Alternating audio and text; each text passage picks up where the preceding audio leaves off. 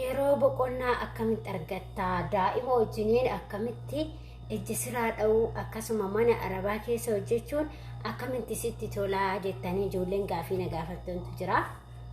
Gaafii keessanii fi deebisni qabadheetiin dhufe jechuudha. Hanga dhumaatti immoo isin fayyadaa dhaggeeffadhaa.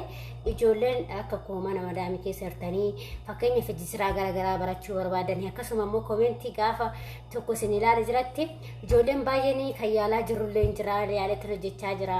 Akkasuma yeroo boqonnaa kootii fakkeenya rakkina qabaayii jettee obboleettiin keenya tokkos gaafii na gaafattee fakkeenya yeroo boqonnaa kootii yoo inni kilaasii kiyyatti illee galee dha'ee rakkoo qabaa ijoollee baay'eedha wanta akkasii kan na gaafatu gara tiktokiitillee kara akkasuma immoo kara feesbuukiitiin illee ijoollee na gaafatanii jiru jechuudha. Kanaaf walumaa galatti jechuudha dhugaadha namatti hin tolu mana namaati waan ta'eef keessattuu warra daa'ima qabnu baay'ee nutti hin tolu hin beekama. Ana fakkeenya baay'ee natti hin tolu. Duraan baay'ee natti tolaa ture garuu amma baay'ee natti hin tolu sababiin isaas daa'imatu jira waan ta'eef sababa kanneen natti toluu dhabee jechuudha. Innaa hanga danda'ametti immoo jechuudha. Hanga danda'ametti immoo ilma mokkoraa jechuudha bakka hanga danda'ame jechuudha. Yoo marsaa takkasidha yoo marsaa lamasidha jechuudha. Naashamaa akkam jirtu hordoftoota kabajamtoota chaanala kooti kan biyya keessaa kan biyya alaa bakka jirtan itti nageenya waaqayyo isin haa baay'atu akkam jirtu kan obboleettiin keessan nagaa gootuun qaba. Galata waaqayyo isin jedha isin illee bakka nagaa taatan bakka jiraatan isin jecha egaa warroon channelatti afaan taatan subscribe gochuu maamila keenya taa'e warroon ta'aa jirtanis galatoomaa ulfaadhaa isin jedha. Egaa ka hordoftoota kiyya akkuma isin jedhani yeroo boqonnaa keessanii akkam akka hojjettan maal akka hojjettanis isinitti himeetiin jira. Akkasuma immoo warroonni hojjechuudhaaf fedhii guddaa qabdanis isin jirtanii ijoolleen hojjechuudhaaf fedhii guddaa qabdan hedduutu jira. Dhugaa dubbachuu fi ijoolleen wanta kana hojjechuudhaaf fedhii guddaa qabdan hedduu tokkotu jira jechuudha. Kanaaf ijoollee fedhii qabdan immoo hojjedhaa hojii kana jechuudha si fayyada. Har'a osoo hin taane boru isin fayyada jechuudha. Akkuma beekamu gaafa kaan diimadhaa jira amma immoo gurraachaa fi adiidhaan jira jechuudha. Yeroo kirrii argadhee kama kirrii argadhee waanuma kirrii argadhee nan jalqaba beektanii yoo kirrii natti tokko dhume ta'e kan isaa kan biraa dhiisatan kan biraa jalqaba jechuudha. Maaliif mana namaatti jirra waan ta'eef baay'ee ulfaataadha kirris deemtee bitachuun garuu immoo akkuma isin jedhe barmajii keessaa xalabachuu hin dandeessanii. Barmajii san immoo yoo barbaadan isiniifan akkaataatti xalabattan isiniifan hojjedha. Yoo kan barbaadan ta'e akkasuma immoo barmajii san kan buufachuu barbaadan yoo ta'e isiniifin maxxansaa jechuudha. Kanaaf itti fayyadamaa isin jechuu barbaada. Har'allee ta'uu baatu boru siif fayyada.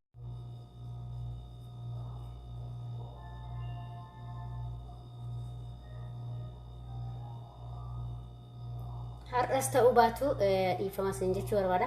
Har'as ta'uu baatu boru nama fayyada beektanii yeroo mana keessanitti mana keessan babbareeffattanii isin fayyadaa jechuudha. Walumaa galatti wanta kana dha'uu barbaadan taana dhaadhaa isin jechuu barbaada. Maaliif har'aa isin fayyada malee nama biroo kan hin fayyaduu miti isinima mataa keessan fayyada jechuudha. Akkasuma gurgurtanii qarshii isaas argachuu dandeessanii mana keessan ittiin bareeffachuu dandeessanii jechuudha. Ogummaan waan baay'eef bareedaadha waan ta'eef isiniin jedha.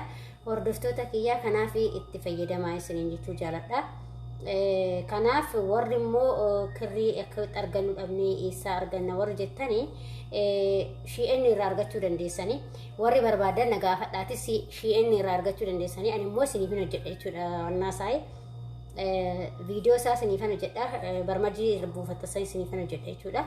Akkaataatti xalabattan jechuudha waan tokko soo waan jedhiniyyuu xalabachuu dandeessanii jechuudha. Guute kirooshin isin jira kirrii nanata barbaaddetu jira jechuudha. Kanaaf wanta akkasii sanitti itti fayyadamaa isiniin jechuu barbaada hordoftoota kiyyaa. Maaliif dubartiin kan bareedduun ogummaadhaan nuti gaafa ogummaa hojjenne baay'ee bareedna jechuudha. Wanti hunduu harkuma keenya keessa jira waan gara biraatti uumne yookiin immoo wannaa goonoomati jechuudha. Ofuma keenya uummanne hojjechuu dandeenya jechuudha. Kanaaf itti fayyadamaa isiniin jechuu barbaada. Akkuma argaa jirtan kaan kun isa kanaan dha'aa jira jechuudha. Ani isa kana walawwalee dha'aa jira jechuudha. Agartanii kirriin immoo kan biyya keenyatti irra bareedaadha dhugaa dubbachuudhaaf kan biyya keenya qaqallaadha waan ta'eef garuu kun immoo Aggaallibsiitti baay'ee bareedudha.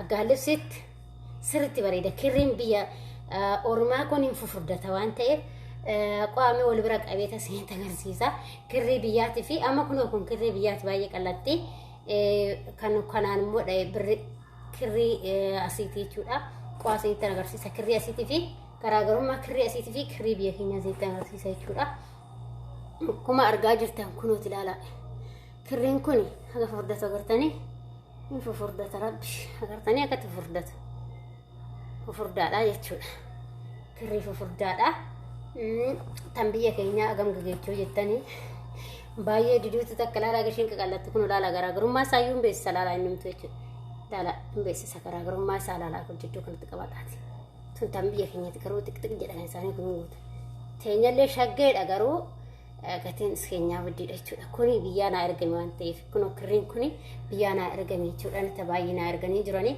anatu karaa dhabu dhabe malee kirrii baay'ee dhaabdii sanala tabalaashechaa jira dhugaa rabbii kirrii hedduu takka bareeddii hin bareeda jechuudha birriin kirriin biyya keenya qaqal'aadha kirriin asii immoo furdata laala furdaadha wol darba ofuma keessan yoo akkatti ilaaluu dandeessan laala kun akka waan nama fo'aa jira kun immoo qaqal'ishuudha koba kobaatti yaati kun walitti fo'amee jira jechuudha lumatti walumaa galatti walitti fo'amee jira kun immoo adda adda baatee jirti kun lamaan jirti adda baatee jirti jechuudha kun ta'in akkasitti kan isaanii adda bahee hin jiru jechuudha walitti fo'amee jira kun kan biyya Saudi Arabiyaa isa kanaadha furdaa kana jechuudha furdata kun adiin kunillee kan isaaniitti jechuudha kan isaanii furdata sirriitti keenya rabbi baay'ee qaqalluudha kunillee kan Saudiiti agartanii lamaan jira jechuudha warri kan Saudi sirriitti furdataa jechuudha ilaalaa kan biyya keenya qaqalluudha laala kun gurraachi kunillee biyya keenyatti jechuudha kunni kan biyyaati kuma argaa jirtanii kirrii biyyaati namni kirrii biyyaa wallaaltanii jirtanii kan isaanii akkatti maramaayyuu maraanuu garagaraa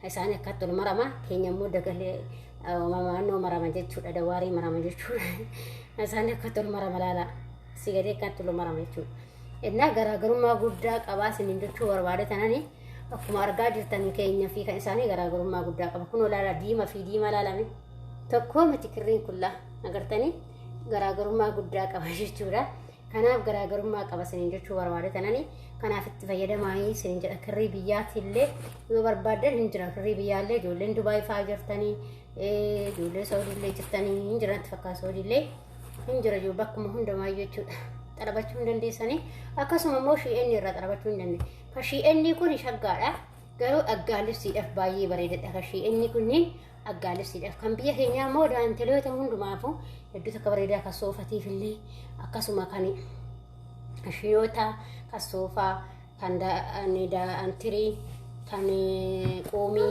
kan immoo masoobii daabboo kan masoobii biddeena kanatu irra bareeda jechuudha qaqallaa waan ta'eef gaafa immoo kan ta'in hedduu takka wannaa ta'a jechuudha abdiisaanis kanaaf kan baay'ee bareedaa itti fayyadamaa isiniin jechuu barbaada ijoolleen dhaachuu barbaada itti fayyadamaa isiniin jedha yoo biyyarraa illee isinii fiduu barbaadan biyyarraa nu fidaadhaan isiniin jedha amma kirrii qaqalloon tositti turte garuu furdaan kositti hin tolu dafee siif fuudhamu jechuudha furdaan kun garuu immoo aggaalibsiidhaaf hedduu takka la aggaalibsiidhaaf hedduu takka miidhagduudha dhugaa dubbachuuf